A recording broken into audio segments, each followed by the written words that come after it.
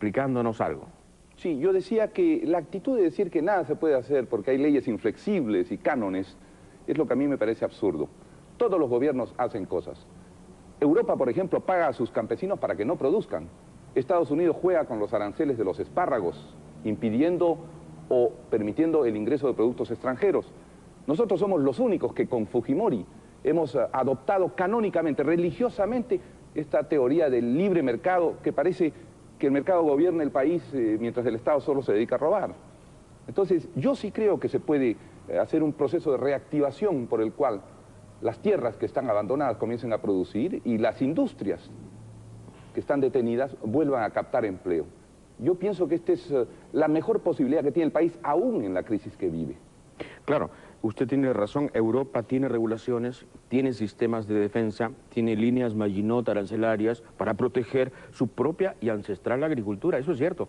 Pero no olvide que la inflación media europea es 4,5%, 5%. La más alta, la irlandesa, es 5% y están aterrorizados. La media europea es ahora 2,5%. Entonces, claro, con una inflación así y conservando, desde luego, la sensatez central de la economía, sensatez que consiste en, eso sí, dentro de ciertos parámetros, hay cosas intocables, hay esencias que no se pueden tocar. Perfecto, pero vamos a ver qué es lo que se puede y se debe cambiar. Eso. Necesitamos orientar a la agricultura una cantidad de recursos de las que ha sido privada. Durante los últimos 6 o 7 años se han puesto menos de la mitad de fertilizantes que antes se aplicaban a la agricultura del Perú. Y eso abre un periodo de tierra desfosfatada muy peligroso para la agricultura. Necesitamos aplicar créditos sobre cientos de miles de hectáreas que en este momento no producen porque el crédito comercial, que vale 20 o 30% en las provincias, es imposible de alcanzar para los campesinos. Entonces lo que yo digo es, este crédito no es dinero tirado al viento, no es dinero inventado para echar al viento, va a fructificar, se va a utilizar. Depende. Sí, normalmente, Depende, es cierto que ¿no? pueden haber sectores que no lo utilicen bien, pero en lo básico... La vez pasada el Banco Agrario no funcionó como usted quería, no se convirtió en semillas ni en tractores, se convirtió a veces en casas en Cieneguilla.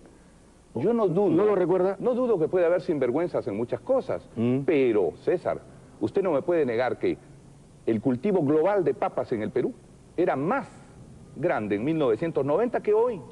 Hoy importamos papas del Ecuador.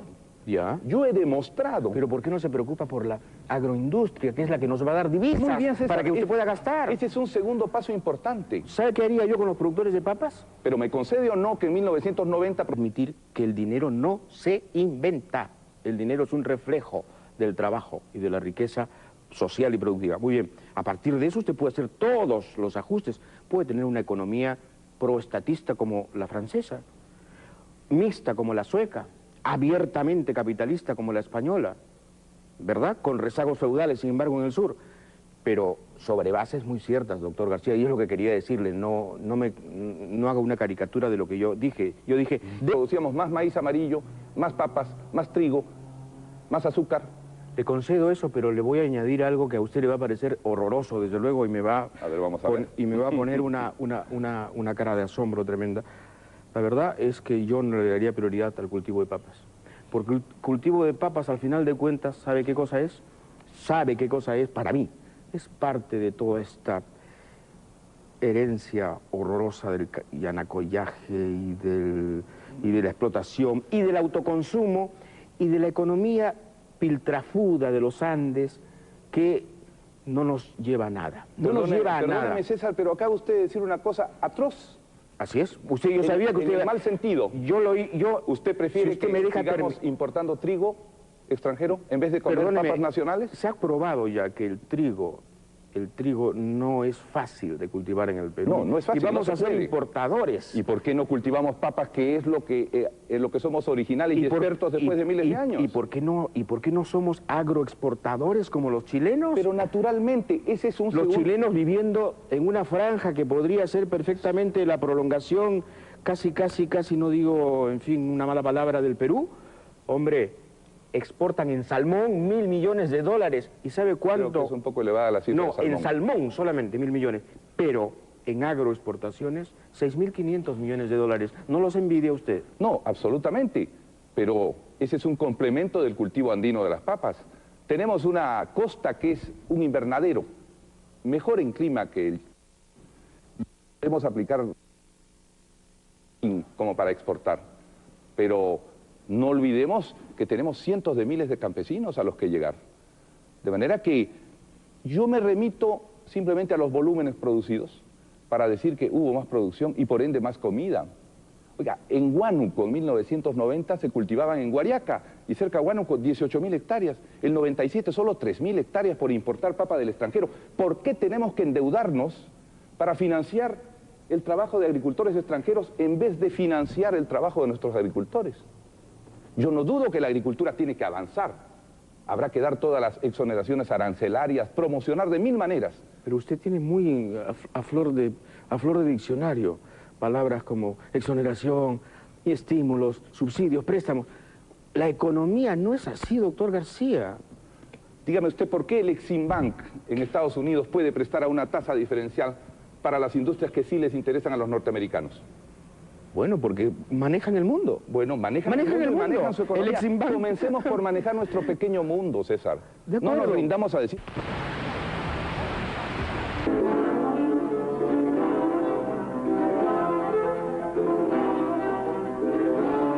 Hijo de Alan García, lo dice Alan García. Yo rechazo esa paternidad o le adjudico a usted la maternidad de Fujimori, porque usted con un vigor extraordinario defendía al candidato Vargas Llosa, y Vargas Llosa dijo tantas cosas que asustaron a los peruanos. Por ejemplo, despedir 1 millón de empleados públicos cuando solo había 850.000, o presentarnos representados en un mono que defecaba en la televisión, acuérdese de eso. Pero también dijo, vamos a enjuiciar a los bribones. Orientó 67% y estaba rodeado de bribones, como usted sabe, y de abogados del Partido Popular Cristiano. Pero usted inventó a Fujimori, de eso no hay duda. No. Usted le dio consejos, ¿sí a Fujimori lo inventó la desmesura del candidato que amenazaba a todos. Y surgió frente a él alguien que decía, yo no haré nada de lo que él amenaza. ¿Y usted no puso su manita, no. su talento? ¿Usted no le puso asesores a Fujimori? No, en absoluto, en absoluto. ¿Usted no le puso ideas? No. ¿Usted no ha contado que Fujimori le pidió que apagaran la luz? Eso envió y me pareció una insolencia por parte de un candidato decir eso. Pero le dijo, ¿por qué? Con la confianza que tenía, pues, doctor García. No, ninguna confianza. Yo no había la luz, nunca. Había tratado, no señor. Hugo Otero y Guillermo Sonda lo ayudaron en la campaña. Jamás. Y era gente suya. Jamás. Claro que sí. Señor Sonda, y no es gente mía. No, fue gente suya. Hugo él ha sido Otero sucesivamente de otros. Sí. Tiene lealtades sucesivas. Usted lo sabe bien, porque ha coincidido con él alguna vez. Sí, pero nunca en sus volviendo cambios. al tema, la supuesta paternidad o maternidad de Fujimori, yo creo que es una cosa del pasado.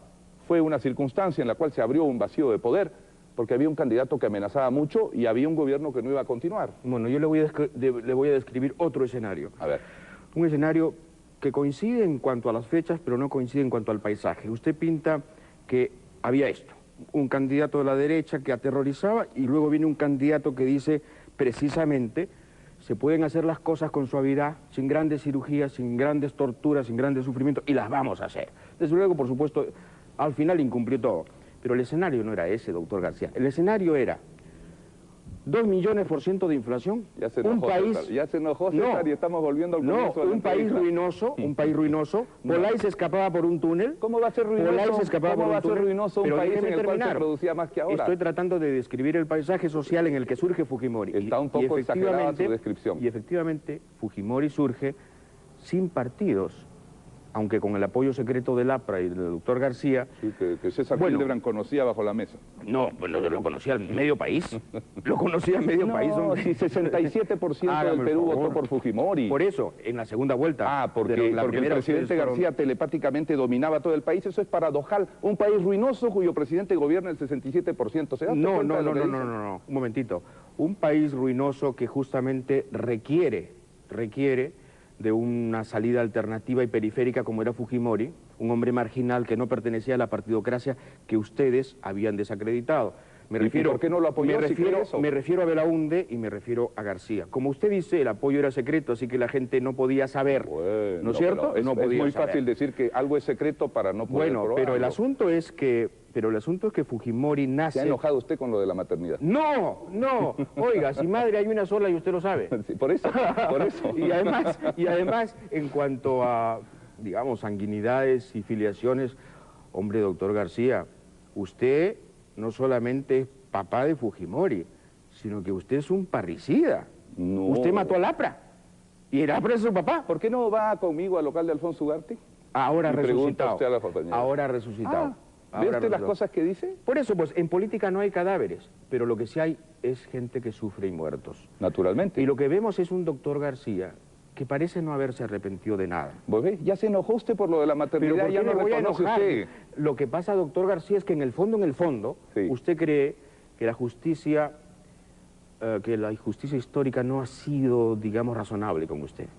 No. ¿Usted cree que hemos sido mezquinos con usted? No, ¿Usted no. cree que No usted, no usted. los errores han sido más leves que los aciertos?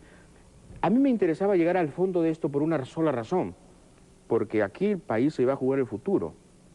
Usted tuvo una oportunidad, no digamos que cumplió, la desperdició, la perdió. Ahora quiere una segunda oportunidad. Es evidente que la segunda oportunidad se la va a dar la gente en la medida en que vea otro, doctor García. La pregunta es, ¿usted cree que están viendo otro esta noche? Sí, con su ayuda sí. Y yo pienso que está usted más que entrevistando, sentenciando y estigmatizando. Pero sí pienso que si habláramos de temas de fondo podrían ver otro, doctor García. ¿Qué tema de ahora fondo no propone? estamos ¿Qué hablando tema de fondo propone? de las posibilidades de la reactivación económica que la gente espera. Muy bien, hablemos del tema de fondo de la Muy bien. reactivación económica.